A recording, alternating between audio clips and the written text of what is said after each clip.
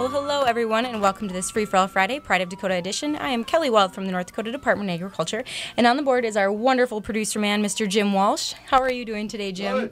Good, thank you. You enjoying the nice warm weather? Loving every minute of it. I wish it would stay forever. Well, if you want to listen to the show online or find replays of the podcast, you can visit the website, which is supertalk1270.com, or you can find us on Facebook at facebook.com/supertalk1270. Well, today we have with us Pride of Dakota member Trent Mindeman, owner of the Russian Olive Catering, with us in the studio. We will be chatting with him in just a bit, but before we talk to Trent, let's just get a quick update on what's going on with Pride of Dakota and the Ag Department. So coming up a little later in the spring, April 30th through May 6th, that is actually National Small Business Week. So the Small Business Administration does all kinds of things that week to really support and promote and celebrate entrepreneurs. They have trainings, webinars, all kinds of things that week, and then they host events around the country. So if you're listening and you are looking for resources, certainly check out their website, which is www.sba.gov/NSBW, as in National Small Business Week, and see if any of those resources are geared towards what you're looking for. Well, this year we are also celebrating the 32nd anniversary of Pride of Dakota. Back in 1985, it was started with about 20 companies, and today it's grown to over 500 members, and we're really, really proud of our members and super excited about what they're doing here in the state. So as part of that celebration, we celebrate March as Pride of Dakota month, and during that month we do a Pride of Dakota Day at the state capitol, which next month it will be Wednesday, March 15th up at the capitol, and we will have about 29 different Pride of Dakota companies up there on first floor of the capitol there in the Great Hall, and you can stop up anytime from 9 a.m. to 4 p.m. and check them out. They'll be there all day. You can sample some goodies, chat with them, learn about their businesses, and find some really fun, unique products. If you're looking for something specific, you can check out our website, which is prideofdakota.com. There is actually a listing there of all the Pride of Dakota members who will be participating that day. And during the month of March, to celebrate Pride of Dakota month, we are going to be doing another Facebook contest. So be sure that you're checking out our Pride of Dakota Facebook page to participate in that. And also another thing you can mark on your calendars, it's in spirit of the warm weather, we are getting plans together for our Pride of Dakota Day up at the North Dakota State Fair, which is in July. We will be celebrating on Monday, July 24th. We will be up there under the festival tent where we usually are, hanging out from 11 to 4 that day. You can stop up, shop from different members, and we have a couple of things going on that day. We do a $1 lunch where we have hot dogs, milk, and chips that are donated from North Dakota companies, and then the proceeds of that go to the North Dakota FFA Foundation. And we also do, in the afternoon, we do a North Dakota Foods Contest where Pride of Dakota companies submit recipes that are using a specific ingredient that we designate, and then you as fairgoers can stop by, sample those items, and then vote on your favorite. And we also do a snack stick contest that day as well, which is where meat processors in North Dakota can get together and submit their snack sticks, and then hope for your vote as well. So just a couple things you want to mark your calendar with. And like always, if you're ever looking for information on Pride of Dakota or upcoming events, or just learning more about the program, or if you're looking for a specific member's contact information, you can check out our website, which is prideofdakota.com.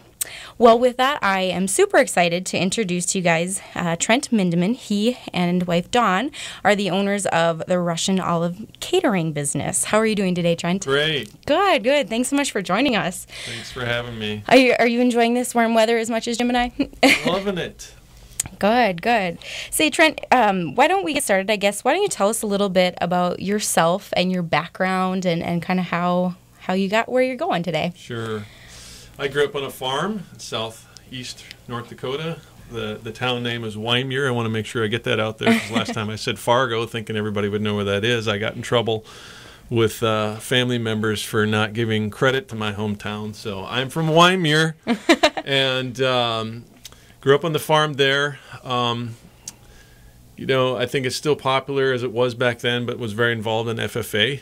Yes, and yes. DECA, which is a business club, and took business classes, and just from the time that I was 9 years old was interested in making money, and sold pocket gopher tails. Was a pocket gopher trapper on the farm, and that was the first thing I did to earn money. And I've been basically infected with entrepreneurialism ever since, as far as I can remember back. And so you know, you don't get to have a lemonade stand out in the country, but those are the things you do. And raised various animals, pigs and cattle and sheep and crops. And so I went to college for business, and we did met my wife in upstate New York.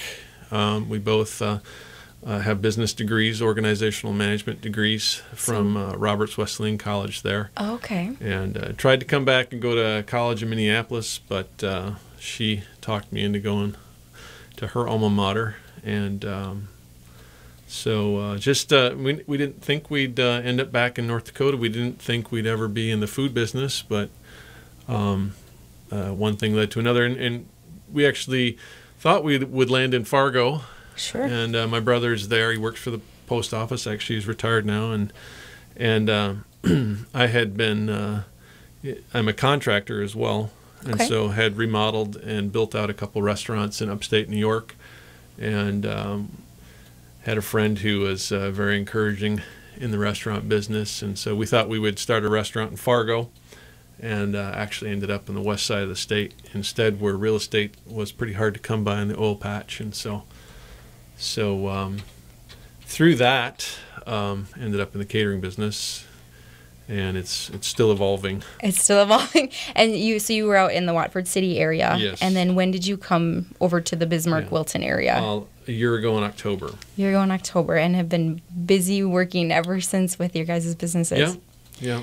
Very cool. So you guys actually, we were chatting before we started the show, and you guys, your kitchen that you operate out of is actually up in Wilton. Correct.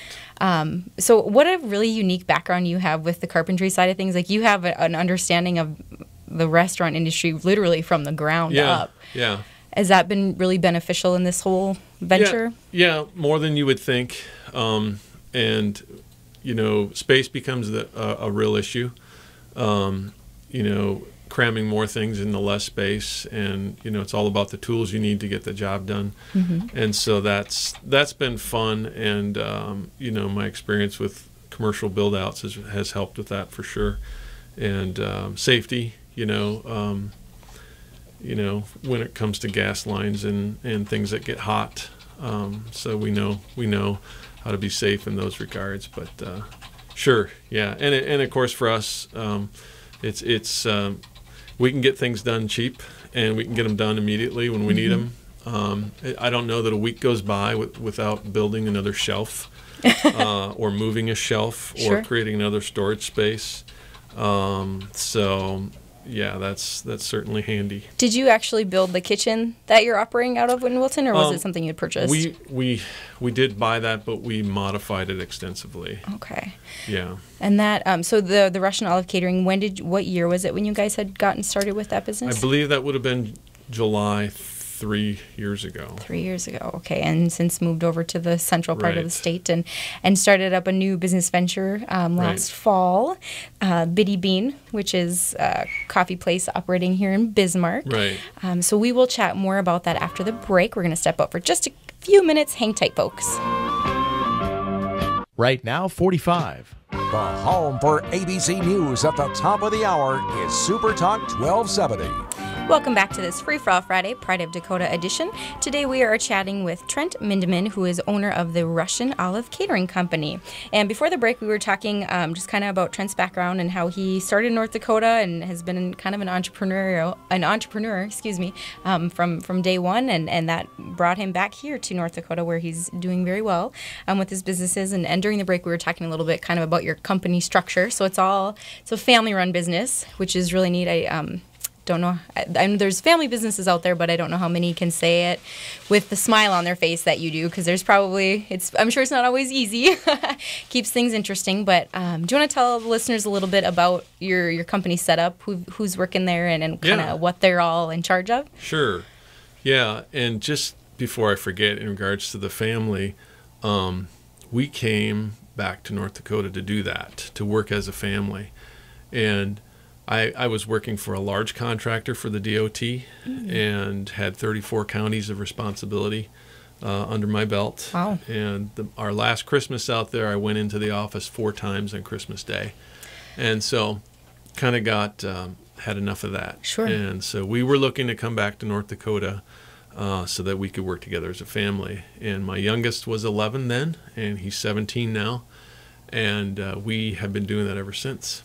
And when he was 11 or 12, he was telling cement trucks to back up and when to stop and when to pour. And the truck drivers would get out of their truck and go, "How old are you?" And it was just fun. And so businesses have changed and responsibilities have changed and evolved. And it's been fun to see their interests blossom as kids. And so let's start with my wife. She is the self-made chef, and we don't even use that term among ourselves, but since it's cool on food TV, we'll say chef. She's the cook, and when we were first married, she would invite people over to the house, and then she would make 3 or 4 recipes of things she's never made before in her life. Wow, that's gutsy. Yeah, total. That just gives you the idea where she's coming from there. And she literally thrives on cooking, and she'll stand in her kitchen and she'll say, "I love this place." So what a fun thing to be able to say every day when you're working. And wow, that's great. Yeah, and so she goes the extra mile, and she'll throw things in and do little special things whenever we cater, and just because it's fun and it's just that extra nice touch. So with her is my daughter, and those two kind of started the catering business together. My daughter, actually, who is a certified nutritional therapist, came up with a whole menu of wraps. And our wraps that we were doing, my wife and I both lost each 40 pounds in a very short time under the leadership of our daughter. That's dedication. Nicole. And it was, I want to say it was effortless. And it was way easier than I could have ever imagined. But as a result, I said, well, I need something that is very mobile and healthy for me to eat. Mm-hmm. And so at the time, we just didn't have a source for wraps. And so we launched the catering business, and my daughter created this large wrap menu that she used this for her test laboratory, her test kitchen. And that was our first main menu item. And we've probably done hundreds, if not thousands, of wraps. Wow. And But you guys have a very diverse menu. I was looking at your site, and like literally anything anybody would want or request. Yeah. If you guys can do it. Yeah. Yeah. And Daryl, who he had his accounting degree by the time I think he was 20 when he had that degree. And he's our main web designer. He maintains the website and handles billing, invoicing. Okay. And he's on the phone with my wife, his mom, quite often, and she's dictating a proposal for a catering event or an invoice. But he also, Monday through Friday, he runs Biddy Bean, the coffee shack on East Main Avenue. And that's a relatively new development. Right. Yeah. You guys took over last fall. Yeah. We opened Thanksgiving week. Okay. And how's that going so far? Yeah, it's going real well. A week doesn't go by that we don't have former customers coming back from when it was owned by somebody else saying, wow, I used to come here all the time. We also have people who've never been there before coming every week, and then we're gaining a flow of repeat customers. So. Great. And so you have brought in a brochure along in with you, and you guys have like quite the menu, and it's not just beverages either. Do you want to tell people a little bit about what you offer? Yeah, and that kind of puzzles people when they say, we just started doing food last week, and we had to be dual licensed. So we're licensed with the state of North Dakota, but then also with the city of Bismarck. Okay. So we had to go through some hurdles to get there. And so we prepare the food off-site, and then we just bring small quantities in, and we serve lunch. We also have made-to-order breakfast bagels featuring Mighty. Actually, they're not Mighty Missouri. We serve Mighty Missouri Coffee. Who is also a Pride of Dakota member. He's a local company. Awesome tie in there. And BC Bagels. Yes. Which are also made in Bismarck. So. Very cool. Working together. Yeah, and so we're alternating each week the meat and the sides. So, for example, we've been running smoked pulled pork. Last week we had my wife's award-winning coleslaw, and then we have another hot side, either cheesy potatoes or cowboy beans or spicy smoked beans, and we'll be alternating that. We've had also even made-to-order leafy green salad with candied almonds and mandarin oranges on My it. stomach is starting to growl Yeah. over here. Yeah. That all sounds wonderful. So, yep, and so we're trying to get people used to the idea that this little place has actually food items available. And it really, I mean, you say little, it's not a large Right. Facility. So Right. the fact that you're doing all of that in that little space is Yeah. quite impressive. Yeah, and 16 feet by 8 feet, and it's probably pretty sure it's the only coffee shack in the state with a basement. There's a basement underneath it. So we have a lot of storage there, and it's really tall, so we have a lot of storage up there too. Interesting. Yeah. And so for people that want to stop in and find you guys and try some of your stuff for the first time, where exactly are you located? It is 1019 East Main Avenue, right next to Simonson's on the south side of the road.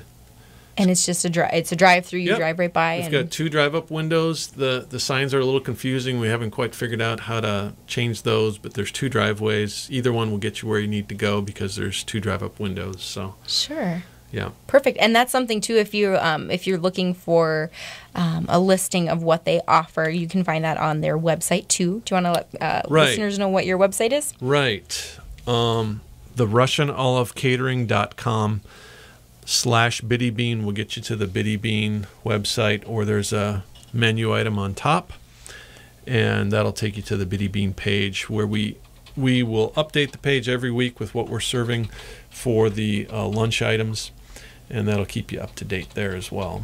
And when are you guys open? 7 a.m. to 2, Monday through Friday. And sometimes we'll be there longer, and if anybody comes through the drive-thru, we always take care of them. Sure. So perfect on your way into work in the morning, or if you have a quick couple minutes for a coffee break, certainly head on down to East Main and check them out, guys. And then, so just a real quick thing, we were chatting earlier, and your sons are kind of working on a developing business, which was what lent into the formation of Biddy Bean. So they're actually kind of coffee connoisseurs, you were mentioning. Right. Is that something that they're really putting plans together for expansion in the future? Well, it's kind of started as a hobby, and to meet a family need to have fresh roasted organic coffee, and from places that don't have mold and mildew, so my son will be able to explain that more technically than I can, but there's a big difference in coffee as far as where it was grown, and so that's the connoisseur part, to get the right stuff and then roast it from scratch. So sure. And your other son, what are kind of his responsibilities in the business? He's still in high school, so Okay. but he does do some time in the coffee shack as well. Awesome. Well, folks, hang tight. We will be back in just a few minutes with Trent Mindeman, the owner of Russian Olive Catering. Right now, 45. The Red River Farm Network. Ag News is here on Super Talk 1270. Welcome back to this Free For All Friday, Pride of Dakota edition. I am Kelly Wald from the North Dakota Department of Agriculture, and today we are chatting with Trent Mindeman, who is owner of the Russian Olive Catering. Just a quick reminder, if you want to listen to the show online or find replays of the podcast, you can visit the website, which is supertalk1270.com, or you can find us on Facebook at facebook.com/supertalk1270. Well, before the break, we were talking about the coffee side of your guys' business. So let's talk a little bit more about the catering, where it really all started. So you guys own the Russian Olive Catering, which is based out of Wilton. Mm-hmm. So if people are interested in learning about what type of products or food items you offer, or like your availability, where can they find that information?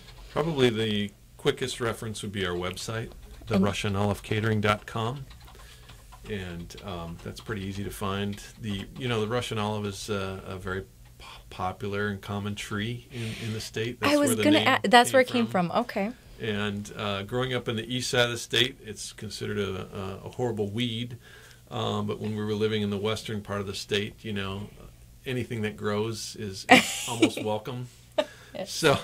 So it's one of those trees that is relentless and can weather a lot of harsh, bad years of drought and so on. So to us, it was a beautiful thing, and it kind of gave us kind of a more elegant name that set us apart. So that's how we got that. So the RussianOliveCatering.com. It's easy to remember. Very cool. Yeah. So, and is there if you do want to give folks your phone number and your email address if they want to jot it down, and they can give you guys a call if they're ever looking for you? Yeah. The email address, I believe, is going to be just drop the and, or no, it actually still is, RussianOliveCatering@gmail.com. So drop the, and for the email, RussianOliveCatering@gmail.com. And the phone number is 701-580-1948. 701-580-1948. Awesome. So what types of food do you guys offer with your catering business? So we start with the meat, which is at the forefront of our slogan, smoked meats served formal or casual. And we smoke that with apple wood that's grown right here in North Dakota. We cut it ourselves, and we cure the wood ourselves, and so it's an act of labor of love. This time of year, I'm usually knocking on doors, making friends with people. Hope we might get a flood of phone calls from this, but made a lot of friends with people I never even met face to face in Watford City. Just calling them and saying, "Hey, can I prune your apple trees for free?" So Careful. yeah, careful. So we're always looking for apple trees that we can prune, and we'll be heading down to the farm south of Fargo here pretty soon to do my dad's on the farm. Okay. And we cure that, and that's what we smoke our meats with. And so we have smoked pulled pork and brisket. Those are our two main things. We do grilled chicken fairly often too, so that's charcoal grilled. You pretty much will never have anything from us that's it's all grilled with real fire or smoked with real fire, so that's gives it a whole better flavor. And you'll never have that propane flavor, sure, that you might get sometimes. And then the sides are just hearty American style sides. Probably cheesy potatoes is our most famous potato dish. Sure. And then the other one, which I mentioned earlier, is it's called mandarin orange leafy green salad, and it's my where were we serving this recently? We did a wedding this weekend for over 300, and my daughter was serving the salad, and she said when the kids came through the line, quite often the kids wouldn't even make eye contact with her because they didn't. It was green. If it was green, I don't want it. But I guarantee you, if you tried this salad, it has candied almonds on it, which make it, that's the reason it's alone like you dessert. should try it. I call it dessert salad. So that is, and we served at Urban Harvest this summer for 6 weeks, every Thursday for 6 weeks, and that's where we really got infected with the desire to be in Bismarck. And that's how we ended up with the Bitty Bean, and we can talk about expansion plans for that later. But the leafy green mandarin salad is our all-time most coveted dish that people always beg us for the recipe for, and we never give them the recipe. And then my wife's coleslaw, which she grew up in Texas, and so she has a different coleslaw. It is different. I've never seen coleslaw in my home state like this, and so everybody who also tries that says it's the best coleslaw they've ever had, and we've fed people from all over the country, obviously. Sure. And you guys have like a wide array of dessert items too that you offer. Yeah, my wife loves to bake, and she'll do bar trays or cookie trays with a real wide variety of stuff on there. And that was the thing when we were first married. If we had people over, it wasn't just one dessert; it was 3 desserts. So that describes her passion for what she does. Gotta love the variety. Yeah. So you guys, you do catering, but you had mentioned when we were chatting earlier that you also do just if somebody needs like a pan of bars for something, you can create that and drop it off. And sure, yeah, and we've done. Just all sizes. This weekend we'll be busy Sunday through Tuesday with a number of smaller events. We're doing a sweetheart dinner at a church Sunday night. That'll be, right now it's around 75, but we did a wedding that was 400 people in Fargo. And that was a couple years ago in February, and it was like minus 30. And we chilled the water pitchers outside. Sure. They formed ice within about 10 minutes, Ugh. And so we've done a wide variety of events. Just interesting when the phone rings. My wife did a burial service last summer. Sure. We did a birthday party for someone having a 50th or beyond. So you guys are really open and available yeah. for any type of and any size of gathering. And Yeah. is there a busier season during the year for you guys with the catering business? It does seem summer is busier. I know recently she's been booking weddings in September already. Okay. So kind of a lull there, probably around Thanksgiving because everybody's cooking their own stuff then. Sure. Yeah. But we have done Christmas parties, quite a few of those. And so you guys do operate that business year round? Yeah. You're available always? Yeah, absolutely. And is it, are people able to call in? Like, do you ever get phone calls for special requests of items that maybe aren't necessarily on your menu? Yeah, absolutely. Interesting you should ask that. At that burial dinner, and this was a burial for, there were a lot of people coming from out of state for this. She wouldn't normally make bread pudding, but they requested bread pudding because one of the elderly attendees of the dinner really liked that, and so she made bread pudding. And this grandma told her it was the best bread pudding she ever had in her life. And she's had a long life. Exactly, and that's the response. We're just amazed that people use so often about our food. They say, "In my life." Well, that's a pretty high compliment. Very good compliment. So food is speaking for itself, and that's one of those things. Is like when you're planning an event, people only care about really two things: if there's supposed to be food involved, that the food is good and that they're entertained, right? So that's a big compliment. Yeah, and my mom was a stickler for if it's going to be hot food, it needs to be served hot, and so. We try to dot our I's and cross our T's. We have some special boxes that are commercial NSF rated transportation boxes, and they have a seal on them that's like a refrigerator seal. Oh, sure. And when you open the door, the steam literally just whooshes into the room, and so we can keep things hot till they, get served. So. Sure. Awesome. And so a little side venture off of that also is, and I have a couple of these items in my house. I think they're wonderful. Is you guys have mason jar soap dispensers? Right. Very exciting. So how did that come about? I don't recall how that initially started, but we're a very hands-on family, very crafty, and in fact, my oldest son was 11 when he started going to do carpentry jobs with me, and he had a screw gun in his hand, and he was putting up soffit on a garage when he was 11 years old in the rain in Norfolk, Virginia, and I remember it well. But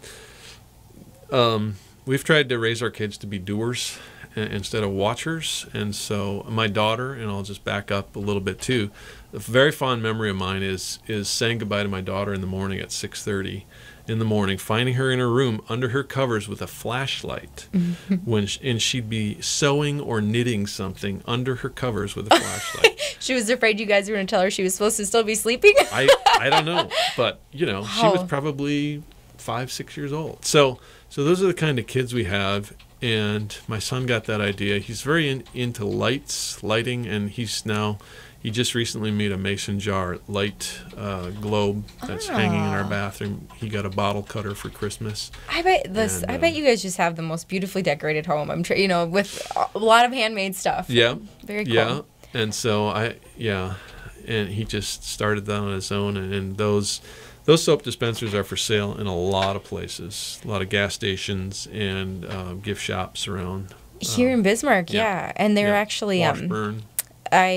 Watford City. They're colored. They're not just clear glass. Right. They're actually there's purple and green and blue, and Very cool. Yeah, and there are images of those on your guys' website. Okay. So if people want to check that out, they can hop on there and check it out. I know I had purchased some at the, Prairie Creek. They carry a lot of Pride of Dakota products in the mall up on the north end of town. So I know that's one location that they're available. Yeah. And you said in Washburn as well, there's some offered there. Yeah. Right. So does he have any plans to add to that product line, or is he pretty good with where he's at right now? Every now and then an idea will come. We could do this or we could do that, and he's pretty busy with what he's got going right now. And is this is the son that's currently in school, or this is the Yeah, he has enough to keep him busy for this phase of life, but that'll change after the spring. Sure. And so it's the catering business, the coffee business. You've got the mason jars. Sons are working on this other little venture. So you guys are obviously quite an entrepreneurial family. And after the break here, we have to take one in just a bit. We will talk a little bit maybe about some future plans you guys may have underway. Great. Awesome. Hang tight, folks. Right now, 48. Weekends with Twilight Zone Radio on Super Talk 1270. Well, hello again, and welcome back to this Free for All Friday, Pride of Dakota edition. We are in the home stretch of our hour here, talking with Trent Mindeman, owner of the Russian Olive Catering. And before the break, we were talking about the catering business and how that's thriving, and you guys are really open for anything. And during the break here, we were talking a little bit about some future plans that are in the works with that and with Bitty Bean. Do you kind of want to share with the listeners what you're hoping to do? Yeah. Well, we had a great experience with Urban Harvest downtown last summer, and just realized that we wanted to start doing more business right in the downtown area, and serving the lunch crowd and that sort of thing. And we started to try to figure out how we could do that. And you can't just go rent a kitchen. Typically, there's not an empty restaurant for rent or a kitchen anywhere. And so long story short, we ended up buying in 1 week last fall 2 food trucks. In fact, it was the weekend of the food truck festival. I had saved a search on Bizman, and this food truck pops up because the guy listed it because he figured, sure, there's going to be food truck people in town. Sure. And so he thought, well, I can sell this truck. So we ended up buying that one. And then that Sunday night, my dad called me and said, I found this food truck for you at Bisman Auto Works. And so Monday morning we went and bought that one. And so I'll be building out at least one of those trucks this winter, hopefully by spring, having it functional. And the plan will be to park that at Bitty Bean. Okay. And kind of create more of a food culture there. We've got the Thai restaurant trailer, Eat, down the street. Yep. And we've got kind of a drive-through venue in the neighborhood. And so we have plenty of space on the lot that we lease there. And so kind of create more of a culture. And we might build the other one out and just do coffee with that. And then, but we'd also be able to do more festivals. And then when we do cater, for example, at least one of the weddings we have in September is at a facility that has no kitchen facility. So we'll be able to bring our own. I bet that makes your life interesting. Yeah. So it'll be a lot easier than setting up tents and hoping for a calm, rain-free day. Yeah. So that's really cool. So you guys, your business is growing. It's changing. It's evolving constantly. What is your role in all of these business adventures? Yeah, we joke in the family that I'm the operations department, or the operations committee, and so what I help everybody plan out the details regarding time and processes. I figure out a lot of processes. You have to meet state requirements, state code for safety on handling your food, and I kind of harp on people and make sure that food is being taken care of in a safe manner so there isn't cross-contamination and things like that. And so I'm thinking in those details. And I'm also looking for the processes to keep the food the hottest or the freshest. And then I'm always shopping for gear, equipment, and so I'm building out this food truck. I'm looking for used equipment whenever possible because you can save a lot of money, and so making sure our I's are dotted, our T's are crossed, and I don't like to cook as much as my wife do, and I should say though I do smoke all the meat, so that's one of my personal responsibilities as well. Sure. Yeah. Well, yeah, that's the I's and T's that can sure make or break a business. So it's good to have somebody watching over that stuff. So with in this whole adventure of being an entrepreneurial spirit, what has been your favorite part about all of this? Yeah, I thought about that a little bit ahead of time, but I keep coming back to just simply that meeting people and making people happy. You know, when you do a good job for somebody, you feel like, and this would be for any of the businesses that I've been involved with in my life, you always feel like you make a friend. Mm-hmm. And so that's really, we just have met and I wanted to share. We were competing in Rib Fest in Watford City. This is just an example. We had some of our brochures laying on the counter, and the guy picked one up, and for whatever reason, we don't always put our name on stuff, but it had our name on there, and the guy got his order, and he says, "Are you the Mindemans?" I said, "Yeah." I didn't know what he was. Depends who's asking. I didn't know where he was going with this. He said, "Oh, well then I'm your cousin," and he introduced himself. Oh. And he was a cousin of ours. He was working in the oil patch in Williston that I had maybe only met one other time in my life. Sure. And just met him there on the street in Watford City. But we don't always meet people we're related to, but we always do make friends. Yeah. And, though in North Dakota, the odds are pretty good. Yeah. I can attest to that. My last name is Wald, and every time I meet somebody new, do you know so-and-so? I'm sure they're related somehow, yeah. Yeah, I always say it's a small world in North Dakota. It is, absolutely. Yeah. So in all of that, what would you say has been like the most challenging part of being a small business owner? Yeah. I would say being profitable is the greatest challenge. You can't, being a small business, you can't afford to be profitable sometime down the road. Obviously, it's not always immediate, but you're paying your day-to-day bills with what you're making pretty much from the get-go. Mm-hmm. And you're without being funded by a huge, investors or whatever. You have to get profitable quick. And so finding things that are profitable, not trying to pay your bills with compliments, because those of us who like to make people happy would be happy paying our bills with compliments, but our creditors don't appreciate that. Mm-hmm.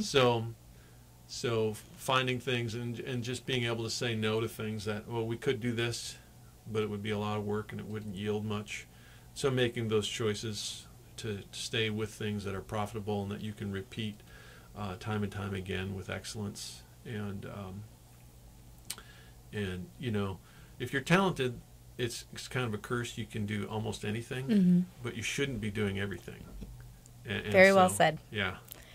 Yeah, it might the work, the product you're churning out might be just phenomenal, but that doesn't necessarily mean you should be the one handling the bank statements, right? And then it draws you away from where your real talents lie.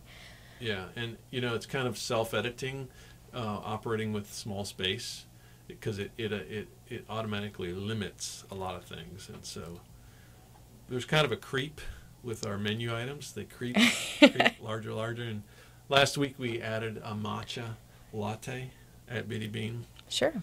Which is it's a real herbal green, perfect for St. Patrick's Day coming up. It photographs well. You'll see it on our website. It photographs really well. That probably took up about 3 square inches of space on it. Sure. And so even though it was adding something, it didn't take up a lot, and we're going to make a whole different group of people happy with that. Yeah, diversifying your customer base there. Yeah. So obviously you guys are members of the Pride of Dakota program. Are there other resources or programs out there that you have used to help grow your business that might be helpful to somebody listening who's in a similar situation? In the growth category, we had kicked around the idea of actually putting some physical buildings on the property that we lease, getting some larger ones, and maybe doing something really cool with shipping containers. And we haven't actually pursued that yet, but I know there are some monies available through an urban renewal, like a low-interest loan or some grant monies for architectural research and things like that. So I know that's a Bismarck thing that's out there for anybody interested in doing that. Other than that, we haven't. You guys are finding a way to make it work, though. That's great. Local credit union, the View, has helped us out. Okay. Appreciate working with them, and real hometown, small town perspective. Very cool. So we have just a couple minutes here before we have to wrap up. If there is one piece of advice you could give to other fellow entrepreneurs who are just looking for ways to grow and expand, from your experience, what would that be? Run the idea by as many people as you can, your friends and people who will be honest with you, and just try to look for objective people to give you advice. Yeah. Because a lot of people will say, you should do this, but they're not going to write you a check for $200,000 to back you. Well said. And I talk to people all the time that say, I used to make these for my friends and family, and they say, why don't you turn this into a business? And, well, sometimes it's just not profitable. But that's wonderful advice, really, run it by people who will remain objective and all that. So just a reminder, we have been tongue-tied today. Just a reminder, we have had Trent Mindeman with us in the studio today. He's the owner of Russian Olive Catering Company, and they also own Biddy Bean, which is on East Main. So if you guys are in Bismarck and looking for some wonderful coffee, stop over there, and you can find out more about them and their business and what they offer and how they can serve you at therussianolivecatering.com, or you can shoot them an email at russianolivecatering@gmail.com, or give them a call at 701-580-1948. Thank you so much for joining us today. And again, if you are looking for information on the Pride of Dakota program, upcoming events, or certain products or companies, you can check out our website, which is prideofdakota.com. We've always got the latest updates available there. Thank you so much for hanging with us today. We hope you have a wonderful, safe weekend.